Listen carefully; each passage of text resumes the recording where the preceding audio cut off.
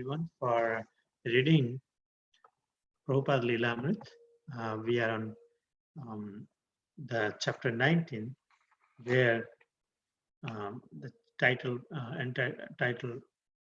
Planting the Seed. Anyone remembers where we were yesterday? Planting the seed? Anything? Huh? The morning program started at Prabhupada's apartment. Yeah. Nice. And then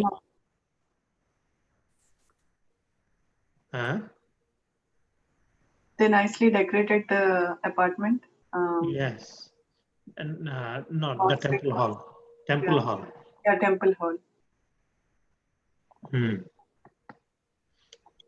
And Prabhupada said that they were advancing. They're advancing, yes. And they also had informal meetings with Swami. Yes. And they got association, right? Yes. And devotees got trained now. Devotees started taking some of the services, cooking, right?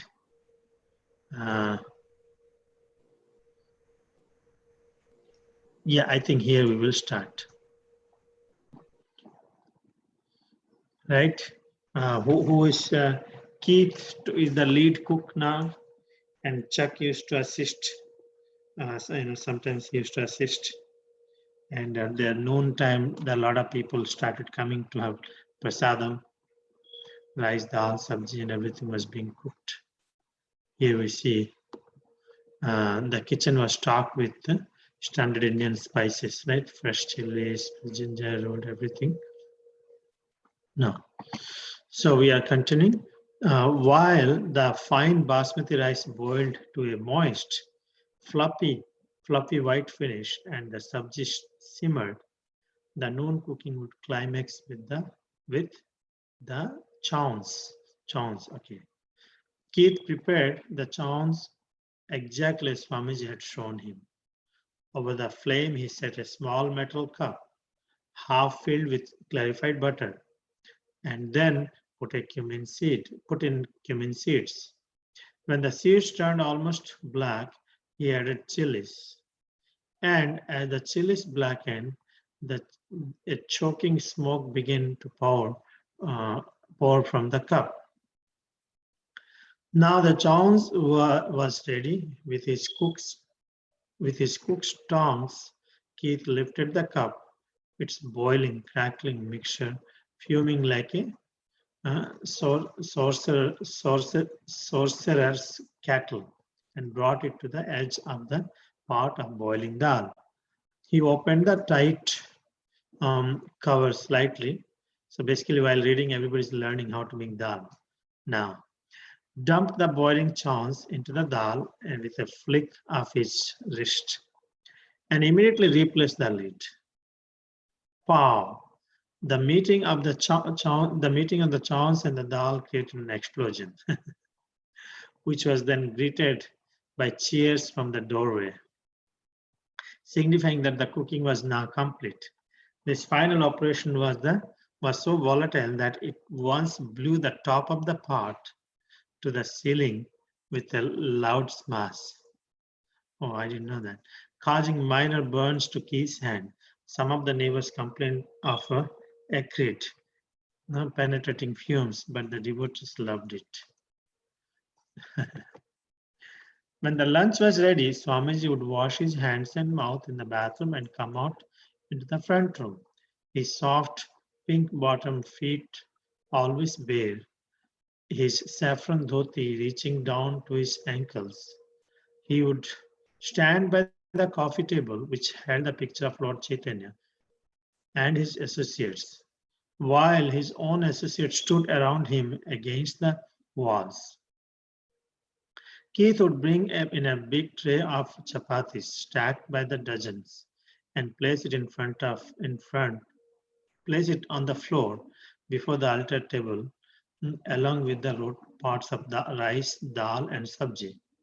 Swamiji would then recite the Bengali prayer for offering food to the Lord, and all present would follow him by bowing down, knees and head to the floor, and approximating the Bengali prayer one word at a time.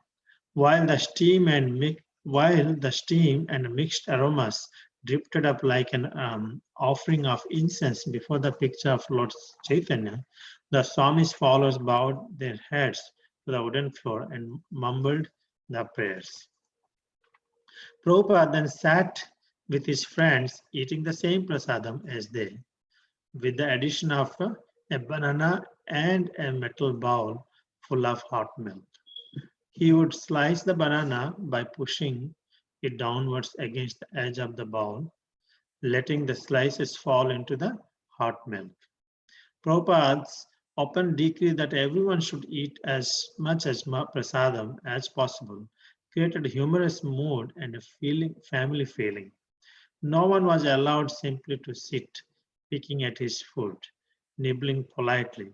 They ate with a gusto Swamiji almost insisted upon. If he saw someone not eating heartily, he would call the person's name and smilingly protest, "Why are you not eating? Take prasadam." And he would laugh. "When I was coming to your country on the boat," he said, "I thought, how will the Americans ever eat this food?" And as the boys pushed their plates forward for more, Keith would serve seconds. More dal, more rice, dal, chapati, and sabji. Hari bol, Mahaprasadam ki jai, this whole. So this is the scene. Now the real community is building. Devotees' consciousness is now clearing. They started seeing things, and they're accepting slowly, and the whole cooking was taught to Keith. He's cooking rice, dal, sabji, roti, everything, and the protocol. Everybody's gathered. Prabhupada is offering, and everyone one by one they're following. They're seeing, they're watching, and they're following, and they're learning as well. So now in service, while honoring prasadam, Prabhupada sit like a family, everybody sits, and he wanted to make sure that no one is shy or anything. It looks like they liked it. He wanted to make sure like a family, eat more as much as you want, eat nicely. So that's a love which is very uncommon in America, I think. It's not very common in America. They say, okay, you eat as much as that's it. They don't bother. Insist to upon, That's what they always say, people like to, in Hare Krishna, people like to feed. And so that brought a wonderful environment and relationships. So people started being part of it like a family and taking more and more as much as they want. Got it? After all, it was spiritual. You're supposed to eat a lot. It would purify you. It would free you from Maya. Besides, it was good, delicious, spicy. This was better than American food. It was like chanting. It was far out. You got high from eating this food. They ate with the right hand, Indian style. Keith and Howard had already learned this and had even tasted similar dishes. But as they told the Swami and a room full of believers, the food in India had never been this good. One boy, Stanley, was quite young, and Prabhupada, almost like a doting father, watched over him as he ate. Stanley's mother had personally met Prabhupada and said that only if he took Prabhupada would she allow him to live in the monastery. Prabhupada complied. He diligently encouraged the boy until Stanley gradually took on a ferocious appetite, began consuming 10 chapatis at a sitting, and would have taken more had Swamiji not told him to stop. But aside from Swamiji's limiting Stanley to 10 chapatis, the word was always more, take more. When Prabhupada was finished, he would rise and leave the room. Keith would catch a couple of volunteers to help him clean, and the others would leave. Occasionally, on a Sunday, Prabhupada himself would cook a feast with special Indian dishes. Steve. Swami personally cooked the prasadam and served it to us upstairs in his front room. We all sat in rows and remember him walking up and down in between the rows of boys, passing before us with his bare feet, and serving us with a spoon from different pots. He would ask, what did we want? Did we want more of this? And he would serve us with pleasure. These dishes were not ordinary, but sweets and savories, like sweet rice and kachoris, with special taste. Even after we had all taken a full plate, he would come back and ask us to take more. Once he came up to me and asked what I would like more of. Would I like more sweet rice? In my early misconception of spiritual life, I thought I should deny myself what I liked best. So I asked for some more plain rice. But even that plain rice was fancy yellow rice with fried cheese. Hmm. So the boys were describing how what this food was like, how they explained how it was spiritual, and that they're supposed to eat more. So they would say that it will free you from Maya, and everyone liked it because it was a different taste for them, and they thought it was much better than American food. And they compared it with chanting, where they said you can get high from eating this food. And they would also eat with the right hand, with the Indian style. And Key and Howard had already learned this, and they told everyone that when they had gone to India, the food that Prabhupada made was much better and was never as good as what they had in India. And one boy named Stanley, he was young, and Prabhupada was like a father to him. And Stanley's mother told Prabhupada that only if he took care of him as a son, that he would she would let him stay in the storefront. And Prabhupada complied. And at one point, Stanley started eating about 10 chapatis, and he would eat more, but Prabhupada would stop him. But the message is that Prabhupada would let them eat as much as they want, and he would give them more and more. And sometimes Prabhupada himself would cook special dishes, like sweets and savories, like sweet rice and kachoris. And these were special food because it was with this special taste. Boss, they pick the phone. Yeah. Thank you. Prasanthi, you please too.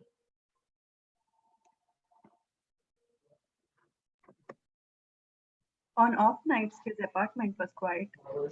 He might remain alone for the whole evening, typing and translating Srimad Bhagavatam and taking in a relaxed atmosphere to just one or two guests until then. But on meeting nights, Monday, Wednesday, and Friday, there was activity in every room of his apartment. He wasn't alone anymore. His new followers were helping him, and they shared in his spirit of trying to get people to chant Hare Krishna and hear of Krishna consciousness. In the back room, he worked on his translation of Bhagavatam or spoke with guests until 6, when he would go to take his bath.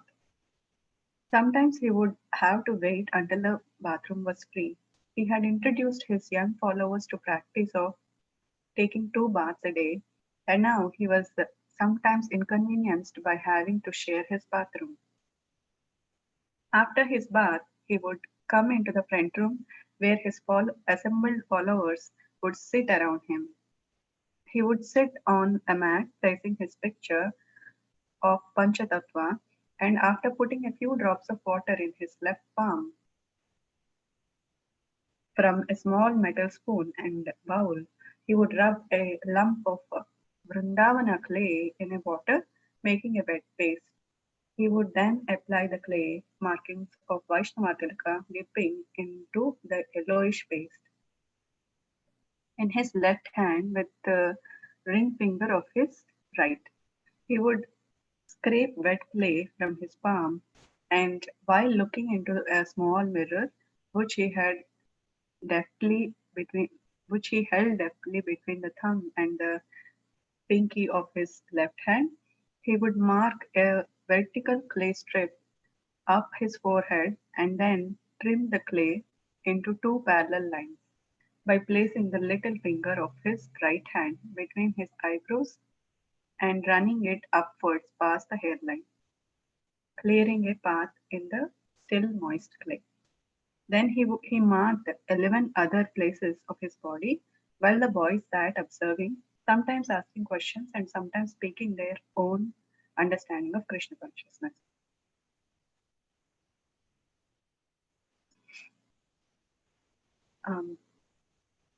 So Prabhupada will be alone sometimes in the whole evening, typing his Srimad Bhagavatam, and only one or two guests are there. But in the meeting nights of Monday, Wednesday, and Friday, there is much activity in his apartment. He is not alone anymore.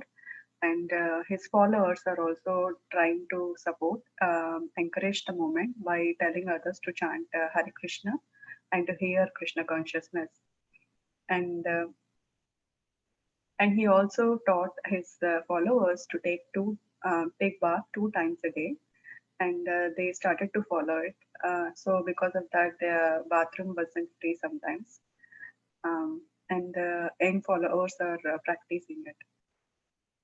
And sometimes he would sit in front of his picture, Panchatattva, and he would take the clay he got from Vrindavana and rub it in his palm and make a small paste out of it. And then he will put the markings as Vaishnava Tilaka, and the followers used to observe him. He also used to dip in the yellow paste, that is, I think, Chandan, in his left hand with the ring finger of his right. And then he would apply the markings at 11 places, and they enthusiastically used to see this.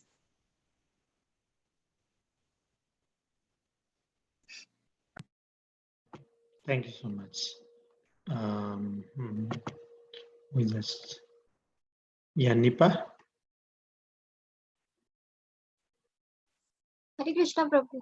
Yeah, please read. After his bath, he would come into front room where his assembled followers would sit around him.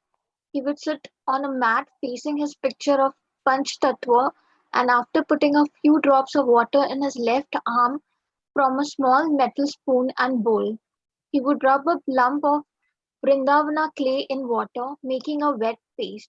He would then apply the clay markings of Vaishnava Tilaka, dipping into the yellow paste into his left hand with the ring finger of his right. He would scrape wet I clay think from. I'm sorry. She already read this one, right? Okay, Yeah, this one here. Prabhupada. My Guru Maharaj used to put on tilaka without a mirror. Devotee. Did it come out neat? Prabhupada. Neat or not neat, that does not matter. Yes, it was also neat. Prabhupada would then silently recite the Gayatri mantra, holding his Brahmana's sacred thread and looping it around his right thumb. He would sit erect, silently moving his lips. His bare shoulders and arms were quite thin, as was his chest, but he had a round, slightly protruding belly. His complexion was as satiny smooth as a young boy's, except for his face, which bore signs of age. The movements of his hands were methodical, aristocratic, yet delicate. He picked up two brass bells in his left hand and began ringing them, then lighting two sticks of incense from the candle near the picture of Lord Chaitanya and his associates. He began waving the incense slowly in small circles before Lord Chaitanya, while still ringing the bells. He looked deeply at the picture and continued cutting spirals of fragrant smoke, all the while ringing the bells. None of the boys knew what he was doing, although he did it every evening. But it was a ceremony. It meant something. The boys began to call the ceremony bells. After bells, Monday, Wednesday, and Friday. It would usually be the time for the evening kirtana. Some of the devotees would already be downstairs greeting guests and explaining about the Swami and the chanting. But without the Swami, nothing could begin. No one knew how to sing or drum, and no one dared think of leading the mantra chanting without him. Only when he entered at 7 o'clock could they begin. So, so here Prabhupada is explaining uh, about how his Guru Maharaj used to put a tilak without a mirror, and one of the devotees also curious to know whether it came out neat or not because it was without the mirror. And Prabhupada said neat or neat does not matter, but he also mentioned that it came out neat. And Prabhupada used to silently recite the mantra, Gayatri mantra. At the same time, he had the Brahmana sacred thread in his right thumb, and he used to do it silently. And here it describes how Prabhupada actually looked, his shoulders, his arms, and his protruding belly, and his complexion, which bore little bit signs of his age. The movements of the hands of Prabhupada was very aristocrat yet delicate. Prabhupada used to ring the bells, and while ringing them, he used to light the incense and near the picture of Lord Chaitanya and his associates. And he looked deeply in the picture while cutting the spirals of the fragrance from the incense. And the boys called the ceremony as bells. And they would say after bells, like it would be on Monday, Wednesday, Friday, it would be the evening kirtana. Some the devotees, while the Prabhupada is doing his bell ceremony, would already in the downstairs would start greeting the guests and explaining about Swami's chanting process. And but no one would really begin the mantra chanting without him. Only when he entered at 7 o'clock, they would begin it. And that that is Thank you. Yeah. Pranatov, you can read. Hare Krishna. Freshly showered and dressed in his clean Indian hand-woven cloth, his arms and body decorated with the arrow-like Vaishnava markings, Prabhupada would leave his apartment and go downstairs to face another ecstatic opportunity to glorify Krishna. The tiny temple would be crowded with wild, unbrahmanical, candid young Americans. Dawn was a test of Swamiji's tolerance. He had lived in the storefront for months, working little and not trying to change his habits. He had a remarkable speech affectation. Instead of talking, he enunciated his words as if he were reciting them from a book. And he never used contractions. It wasn't that he was intellectual, just that somehow he had developed a plan to abolish his natural dialect. Don't Don's speech struck people as bizarre, like it might be the result of too many drugs. It gave him the air of being not an ordinary being, and he continuously took marijuana even after Swamiji had asked those who lived with him not to. Sometimes during the day, his girlfriend would join him in the storefront and they would sit together talking intimately and sometimes kissing. But he liked the Swami. He even gave some money once. He liked living in the storefront, and Swamiji didn't complain. But others did. One day, an interested newcomer dropped by the storefront and found Don alone, surrounded by the sharp aroma of marijuana. You've been smoking pot? But the Swami doesn't want anyone smoking here. Don denied it. Have not been smoking? You are not speaking the truth. The boy then reached in Don's shirt pocket and pulled out a joint, and Don hit him in the face. Several of the boys found out. They weren't sure what was right. What would the Swami do? What do you do if someone smokes pot, even though a devotee was not supposed to? Could it be allowed sometimes? They put the matter before Swamiji. So Prabhupada, with all his Vaishnava attire, would go to the um, temple and preach, glorify Krishna. This place was filled with kinds of wild people, unbrahmanical and candid or brutally honest young Americans. So, and Don was one such example. He lived in that storefront for months. But although Prabhupada had requested people not to consume marijuana and follow certain rules, but Don didn't pretty much follow them. but he liked Prabhupada. He wanted to stay there, liked staying there. And although he continuously took marijuana, uh, and his girlfriend also would join him at the storefront, and Prabhupada didn't complain, you know, but the other people there did. And one of the newcomers in the store front found out that Don was smoking marijuana, and there was a rift between the two, and um, then doesn't they put the matter before Prabhupada to ask him what should be done. Oh, Divya is here.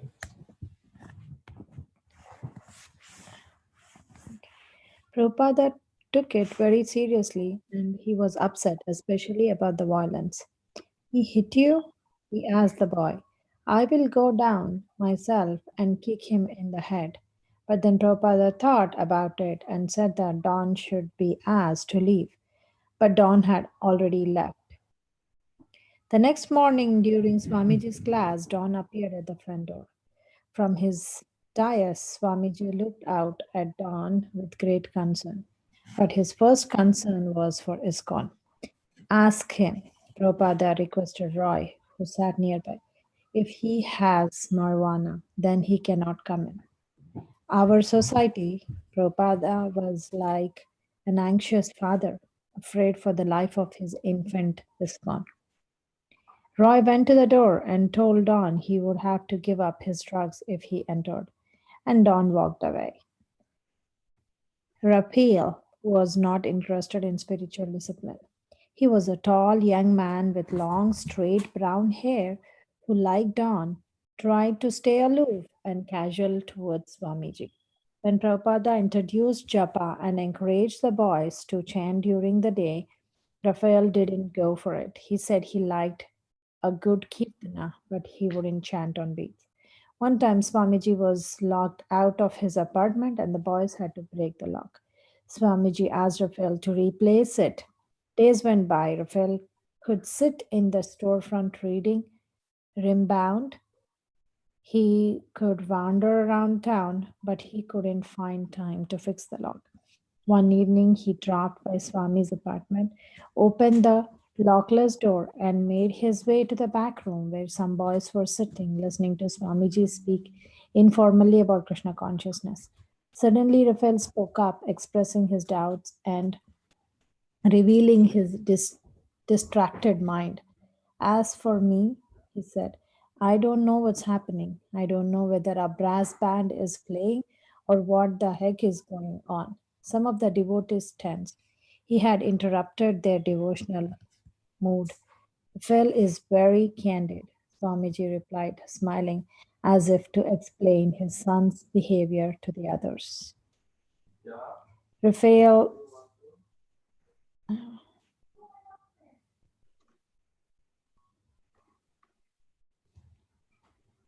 Okay. So this is Yeah, you want to explain, Matu? Yeah. this is a continuation of all the challenges Prabhupada has been encountering with people who were coming to him but who were on drugs and all these different lifestyles that they had before as part of the the hippie culture. And Don and Raphael are two of those. And Don, as it was evident in the previous paragraphs, he was on marijuana and he wasn't ready to give it up. He was not ready to give up the drugs. He went when there was this little fight.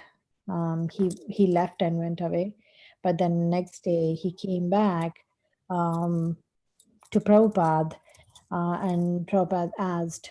Prabhupada was concerned about him, and at the same time, he did not want it to affect the organization. So he asked one of the devotees, Roy, who was sitting there, to check with Don if he has drugs with him. He cannot enter. And when he was given that message, Don left, which means he was having drugs, and he was not interested to come back. And there's another example of another young guy whose name was Raphael. And again, he was very casual. He was not interested in the spiritual discipline. Looks like he did like Kirtan, but doing japa was something that he didn't do. It shows his casual behavior when Prabhupada asked him to fix a lock for the apartment.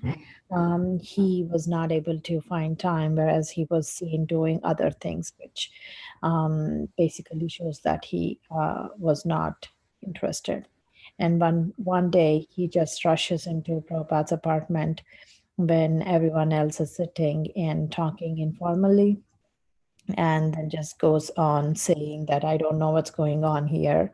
And Prabhupada, some devotees were tensed, and then Prabhupada kind of started saying that Raphael is very candid, which kind of shows that he's trying to explain, that he didn't want the people to form opinions about this person or something like that, like a father explains about the son's behavior. So it basically shows that how Prabhupada was concerned for everybody and how he was trying to include all these people in spite of all their shortcomings, and how he was being patient and at the same time focused on his goal of building ISKCON as an organization. Nice. Thank you. Cyclone Prabhu. Hare Krishna. Raphael finally fixed the lock, but one day after a lecture, he approached the Swami, stood beside the dais, and spoke up, exasperated, impatient. I am not meant to sit in a temple and chant on beads. My father was a boxer. I am meant to run on the beach and breathe in big breaths of air. Raphael went on, gesticulating and voicing his familiar complaints, things he would rather do than take up Krishna consciousness. Suddenly, Prabhupada interrupted him in a loud voice, then do it, do it. Raphael shrank away, but he stayed. Bill Epstein took pride in his relationship with the Swami. It was honest. Although he helped the Swami by telling people about him and sending them up to see him in his apartment, he felt the Swami knew he had never become a serious follower. Nor did Bill ever mislead himself into thinking he would ever be serious. But Prabhupada wasn't content with Bill's take it or leave it attitude. When Bill would finally show up at the storefront again after spending some days at a friend's place, only to fall asleep with a blanket wrapped over his head during the lecture, Prabhupada would just start shouting so loud that Bill couldn't sleep. Sometimes Bill would ask a challenging question, and Prabhupada would answer and then say, "Are you satisfied?" And Bill would look up dreamily and answer, "No." Then Prabhupada would answer it again more fully and say louder, "Are you satisfied?" And again Bill would say no. This would go on until Bill would have to give in. Yes, I am satisfied. But Bill was the first person to get up and dance during a kirtana in the storefront. Some of the other boys thought he looked like he was dancing in an egotistical, narcissistic way, even though his arms were outstretched in a facsimile of those pictures of Lord Chaitanya. But when Swamiji saw Bill dancing like that, he looked at Bill with wide open eyes and feelingly expressed appreciation. Bill is dancing just like Lord Chaitanya. So here it shows the interactions of few people who visited. One is Raphael. So Raphael finally fixed the lock one day, and then during the lecture, he spoke saying that he was not supposed to chant on beads sitting in a temple. Father was a boxer, and he needs to be on the beach jogging. So then Prabhupada stopped him and said, "Then do it." So that made Raphael quiet, but he still stayed. Bill Epstein is also one person who was participating in these programs, but he was not consistent. He would come some days and then he would not come.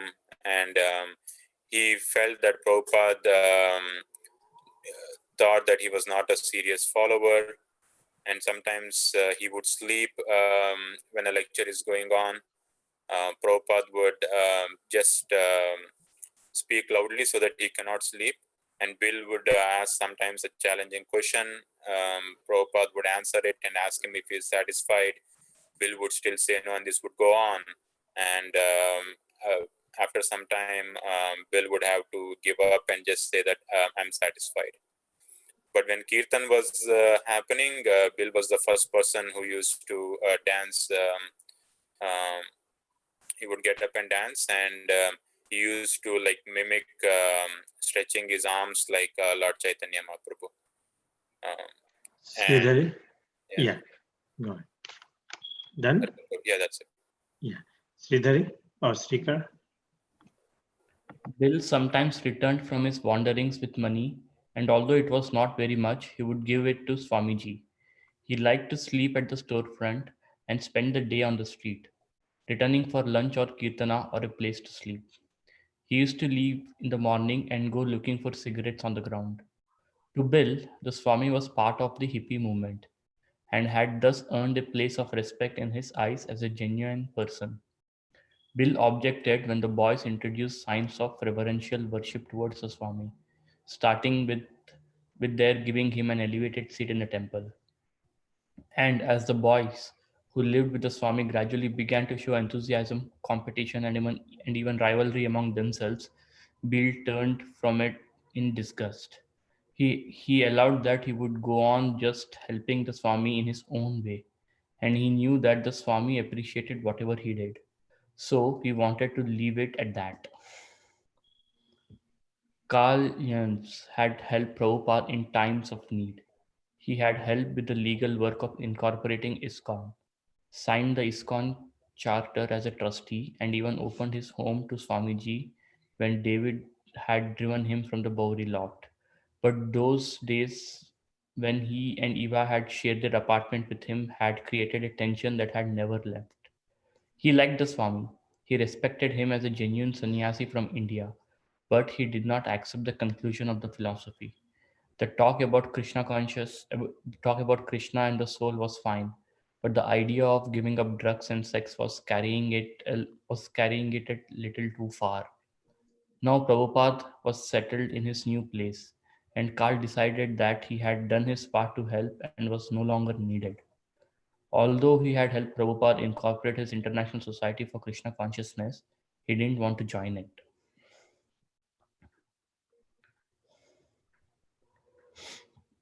So Bill would wander in the mornings on the streets and he would collect some money, and whatever money, I mean, it was little, not much, but whatever he had, he would sometimes give it to Swami, Srila Prabhupada. And then he liked to sleep in the storefront. He would spend his days on the street and return when for lunch and for kirtans or to sleep. So he usually used to leave in the morning and go looking for cigarettes on the grounds. And then to Bill, Swami Srila Prabhupada was like a part of the hippie movement. So he respected Srila Prabhupada as a genuine person. And then he was little. I mean, he did not like when the other boys worshipped Srila Prabhupada reverentially. When they gave him special importance, he did not like that. And then so he thought, but he would still go on helping Srila Prabhupada in his own way. And then he knew that Srila Prabhupada was appreciating that, so he wanted to just leave it at that and satisfied with that. And then now here, Kalyans. So that boy, he helped Srila Prabhupada with the legal work of incorporating ISKCON. He signed the ISKCON charter as a trustee, and even opened his home to Swami when in the past when David had driven him from the Bogri lot. But again, he respected Srila Prabhupada as a genuine sannyasi from India, but he again did not accept the conclusion of the philosophy. He liked the concept that Krishna and the soul, but again, the idea of giving up drugs and sex was like little very far from him. So now, since Srila Prabhupada has settled in his new place, so he felt that his part is done, and then and then I think he didn't want to join the movement.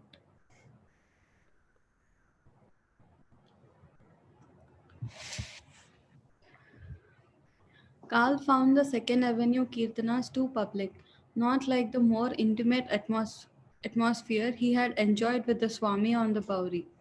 Now the audiences were larger, and there was an element of wild letting loose that they had never had on the Bowery. Like some of the other old associates, Carl felt sheepish and reluctant to join in. In comparison to the Second Avenue street scene, the old meetings in the fourth floor Bowery loft had seemed more mystical, like secluded meditations. Carol Baker also preferred a more sedate kirtana. She thought people were trying to take out their personal frustrations by the wild singing and dancing. The few times she did attend evening kirtanas on Second Avenue were tense moments. One time, a group of teenagers had come into the storefront mocking and shouting, "Hey, what the hell is this?" She kept thinking that at any moment a rock was going to come crashing through the big window. And anyway, her boyfriend wasn't interested. James James Green felt embarrassed. He saw that most of the new men were making a serious commitment to the Swami, whereas he could not. He had no bad feeling toward the Swami and his new movement, but he preferred to live alone. Prabhu, you please summarize. No? Okay, thank you. Nice. We've been missing both of you for a few days. So now Carl, Prabhupada stayed with them for some time. He helped with, I think he's one of the trustees of the ISKCON movement, but he didn't take, it's not very regular nowadays, but again, he finds it's too public now. Those intimate days are gone, but only very few people are there. He didn't like the and too much public. So here in this situation, how the mindset of different people, is there, how acceptance level of different people to the Sankirtana movement is there. But eventually we see the gradual purification is there. So among them, there are some who are taking very seriously. Now, Carol Baker also preferred a more sedate kirtan and didn't like the rock and roll, like too much of loud and all these things. So she didn't take the much interest. James, he also, sometimes he felt, others are doing and I'm not able to do much. Others committed so much and I could not do.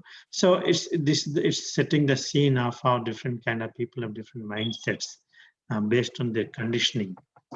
Everybody is conditioned to certain level, and their acceptance of this movement is personal level. Personal level means based on their conditioning and purity, they're accepting accordingly. So we have,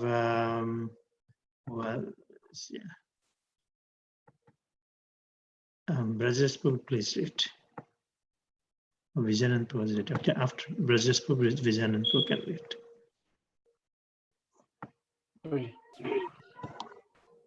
Robert Nelson, Prabhupada's old uptown friend, never deviated in his good feelings for Prabhupada. But he always went along in his own natural way and never adopted any serious disciplines. Somehow, almost all of those who had helped Prabhupada uptown and on the Bowery did not want to go further once he began a spiritual organization, which happened almost immediately after he moved into 26 Second Avenue. New people were coming forward to assist him, and Carl, James, Carol, and others like them felt that they were being replaced and that their obligation toward the Swami was ending. It was a kind of changing of the guard. Although the members of the old guard were still his, they began to drift away. Bruce Schaff had just graduated from New York University and was applying for a job. One day, an ex-roommate told him about the Swami he had visited down on 2nd Avenue. They sing there, his friend said, and they have this far out thing where they have some dancing. And Allen Ginsberg was there. The Swami was difficult to understand, his friend explained, and besides that, his followers recorded his talks on a tape recorder. Why should he have a big tape recorder? That's not very spiritual, but Bruce became interested. So, yeah. So over here, Prabhupada is old uptown friend Robert Nansel's description is been told that he had never any serious disciplines. Was so many of the people which Prabhupada was facing, they were not having serious surrender, and many were thinking, that we should go there. So some people were talking about Prabhupada's program, and they were saying that it's difficult to understand Prabhupada's language, and though they could relate to the people like Allen Ginsberg, and they can relate to the Americans who are coming there. So they were trying to find out what Swamiji is doing, and they were more judging Prabhupada on externals like his speech, his step recorder, and they were thinking in that way.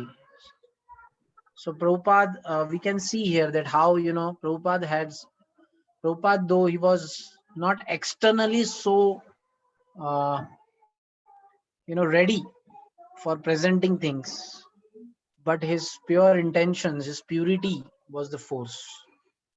So that what we can summarize. One thing I wanted to share here, that see, please,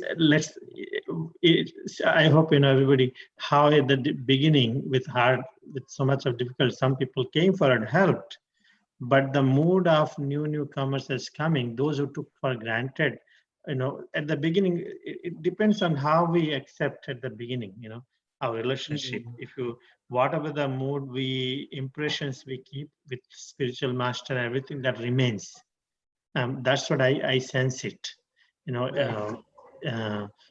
and due course of time, when the new people came, they noticed the little awe and reverence to Prabhupada, and they continue with that mood. So basically, the old people who came casually helped a little bit, but they didn't take seriously, so they drifted away gradually. Right. But those who stayed, they stayed. And new people who came more seriously, they become the prominent members of the society. The way it appears like, right? So it is everywhere similar, but those due to stay sincerely, they actually can grow well. This section actually I felt from this. Changing the guard, yeah. Yeah, people come and people go. At the same time, if somebody comes, he's really serious, genuine, he did not have familiarity of, at the beginning, relationship will be like a friendship. Then comes guru and all these things, but they wanted to, they never took that seriously, they remained like that. Other people come and they take over. When the other people come, they are serious and they are committed, and they kind of took over the positions, kind of thing. So yes, James Carroll and others felt like they were being replaced, and that their obligation towards Swami was ending, because it depends. The relationship is, you need to keep on nourishing. You cannot say, okay, I casually. At the beginning, you can begin with casual, but once one has to take seriously and stick to it. Just wanted to share on that. Thank you. Thank you. Vijayanand Prabhu, please.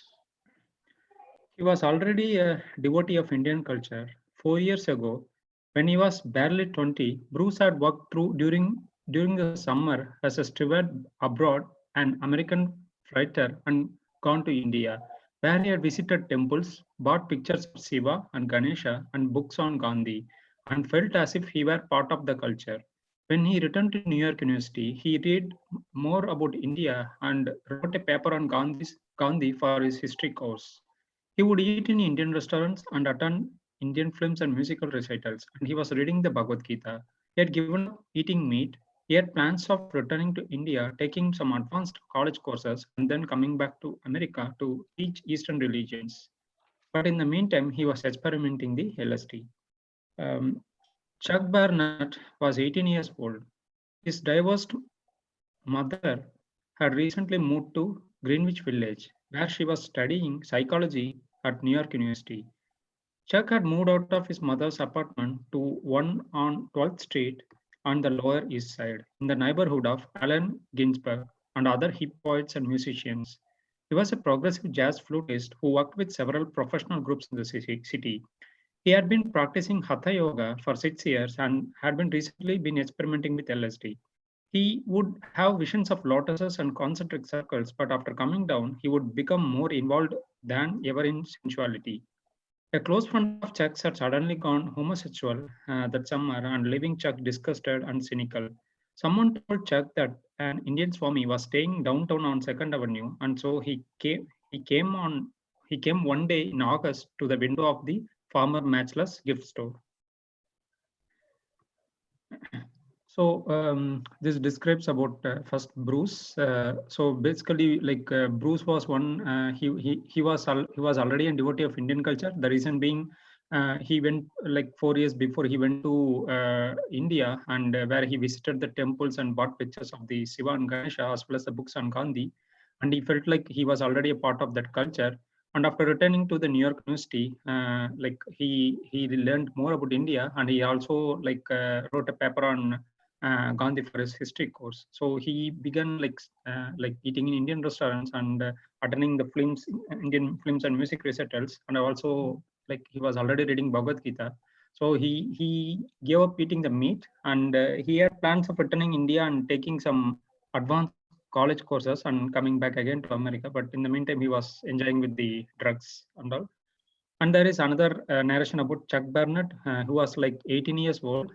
His mother recently moved to Greenwich Village, and where she was studying the psychology at the New York University. And then Chuck moved out of his mother's apartment to the 12th Street on the Lower East Side, where he can where his neighbor, where like some of his friends, Allen Ginsberg and other hip poets and musicians were living. And Chuck was like a jazz flutist, and he worked with several professional groups in the city. And he has been practicing Hatha Yoga for 6 years, but still he was experimenting on the drugs. And one of his close friends had become homosexual, and he become like disgusted on that. And someone told like there was an Indian Swami who was staying in the downtown on the 2nd Avenue. So one day in August, he came to the Matchless gift store to see Swami. One thing I notice common in everywhere is that whether they're professor or they have some spiritual experience or whatever it is, LSD is common in everyone. Everybody's ending up with one LSD. I think Ajay is there. Ajay, you're there? Yep. Hi. All right. Hare Krishna. Yeah, please. Steve Guarino, the son of a New York fireman, had grown up in the city and graduated from Brooklyn College in 1961. Influenced by his father, he had gone into the Navy, where he had tolerated 2 years of military routine, always waiting for the day he would be free to join his friends on the Lower East Side. Finally, a few months after the death of President Kennedy, he had been honorably discharged. Without so much as paying a visit to his parents, he had headed straight for the Lower East Side, which by then appeared vividly within his mind to be the most mystical place in the world. He was writing stories and short novels under the literary influence of Franz Kafka and others, and he began to take LSD to search and experiment with consciousness. A Love Supreme, a record by John Coltrane, the jazz musician, encouraged Steve to think that God actually existed. Just to make enough money to live, Steve had taken a job with the welfare office. One afternoon during his lunch hour, while walking down 2nd Avenue, he saw the Matchless gift store He saw the Metchel's gift store had a small piece of paper in the window announcing lectures in Bhagavad Gita, A.C. Bhaktivedanta Swami. Chuck, I finally found 2nd Avenue and 1st Street, and I saw through the window there was some chanting going on inside, and some people were sitting up against the wall. Beside me on the sidewalk, some middle-class people were looking in and giggling. I turned to them, and with my palms folded, I asked, "Is this where the Swami is?" They giggled and said, "Pilgrim, your search has ended." I wasn't surprised by this answer because I felt it was the truth. Bruce and Chuck, unknown to one another, lived only 2 blocks apart. After the suggestion from his friend, Bruce also made his way to the storefront. Bruce, I was looking for Hare Krishna. I had left my apartment and walked over to Avenue B, where I decided to walk all the way down to Houston Street. When I came to 1st Street, I turned right, and then walking along 1st Street, came to the 2nd Avenue. All along 1st Street, I was seeing these Puerto Rican grocery stores, and then there was one of those churches where everyone was standing up, singing loudly, and playing tambourines. Then as I walked further along 1st Street, I had the feeling that I was leaving the world. Like when you're going to the airport to catch a plane, I thought, now I'm leaving a part of me behind, and I'm going to something new. So so the first one's, they talk about Steve, just and his background in the military and how he was influenced by, he was also on LSD and was into write Franz Kafka and also John Coltrane. I think, and maybe you know this, I think John Coltrane's daughter was a devotee. I know she had written, I know there's a lot of, I'm pretty sure she is. I'll send you the tracks. They're good. There are a lot of good tracks from her. But yeah, then so he had ended up seeing a sign in the window and about lectures on the Bhagavad Gita, and then Chuck was talking about he went down there and found matchless gifts as well, and the line somebody said, he asked where the Swami is, and they said, "Well, Pilgrim, your search has ended." And like you said, he didn't realize how true that was, right? Or maybe he did realize it was true at the time, but he found what he was looking for. And then same Bruce as well, talks about his first visit to Matchless Gifts and how, as he was walking there, he was seeing all these different things, but when he finally got near there, he felt that his life was about to change. Thank you. But when I got over to 2nd Avenue, I couldn't find Hare Krishna. I'm supposed to read this, right? You read this one, right? I read that part. I didn't read. Yeah. But when I got over to 2nd Avenue, I couldn't find Hare Krishna. There was a gas station, and then I walked past a little storefront, but the only sign was that said Matchless Gifts. Then I walked back again past the store, and in the window, I saw a black and white sign announcing a Bhagavad Gita lecture. I entered the storefront and saw a pile of shoes there. So I took off my shoes and came in and sat down near the back. Steve. I had a feeling that this was a group that was already established and had been meeting for a while. I came in and sat down on the floor, and a boy who said his name was Roy was very courteous and friendly to me. He seemed to be one who had already experienced the meetings. He asked me my name, and I felt at ease. Suddenly the Swami entered, coming through the side door. He was wearing a saffron dhoti but no shirt, just a piece of cloth like a long sash, tied in a knot across his right shoulder and leaving his arms, his left shoulder and part of his chest bare. When I saw him, I thought of Buddha. So I know it is, but many of the Prabhupada's pictures are with shirt. Maybe initial days it didn't, I don't know. Because sannyasis generally also didn't wear much in the stitched clothes. Bruce, there were about 15 people sitting on the floor. One man with a big beard sat up by the front on the right-hand side, leaning up against the wall. After some time, the door on the opposite side opened, and in walked the Swami. When he came in, he turned his head to see who was in his audience. And when he stared right at me, our eyes met. It was as if he was studying me. In my mind, it was like a photograph was being taken of Swamiji looking at me for the first time. There was a pause. Then he very gracefully got up on the dais and sat down and took out a pair of hand cymbals and began a kirtan. The kirtan was the thing that most affected me. It was the best music I had ever heard, and it had meaning. You could actually concentrate on it, and it gave you some joy to repeat the words Hare Krishna. I immediately accepted it as a spiritual practice. So this is Bruce is experiencing his sharing his experiences in his first meeting and how he was welcomed by Roy. Even Steve is sharing that when he came first time, he felt like this group is already established. It's been a long time going on. So they are sharing how Prabhupada's appearance and all these things they're sharing. Then who else was Bruce? Yes, Bruce still continues. So a lot of testimony from Bruce, it seems. When he came, when he came first, so he couldn't find because he was expecting some Hare Krishna signs, but finally he found and it's matchless gift. He entered. People left all the shoes, and Prabhupada entered. And I think Bruce is sharing here. His Prabhupada glanced him as if he was kind of studying.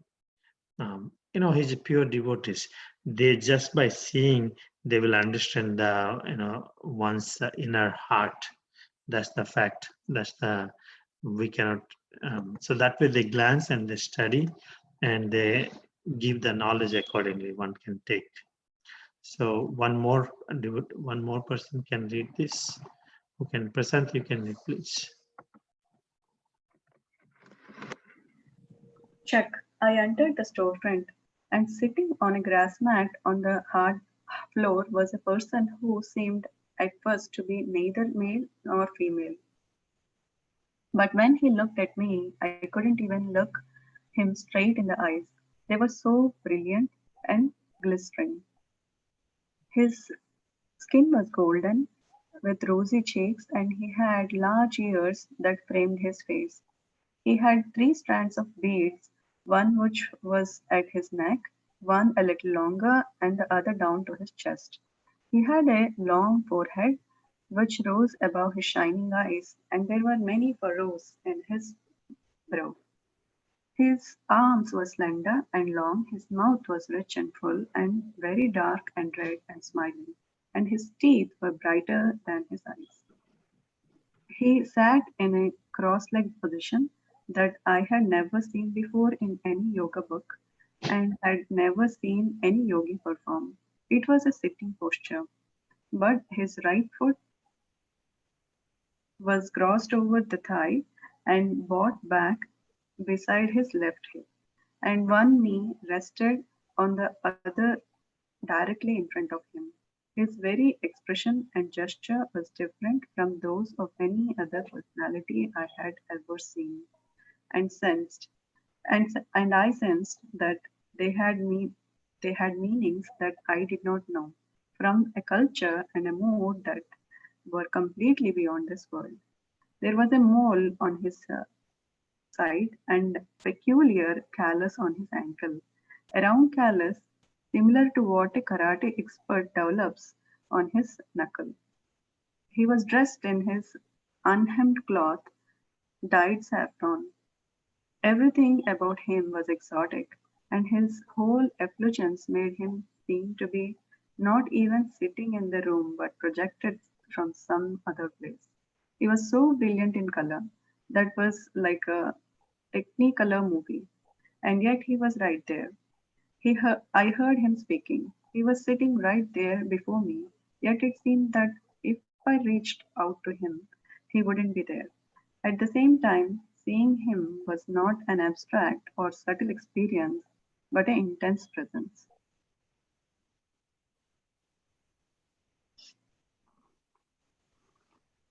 So Chet describes about the person he was seeing.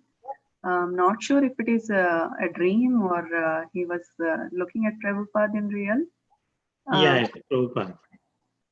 Yeah, so I entered the storefront. So he entered the storefront and sitting on a grass mat on the hard floor was Prabhupada.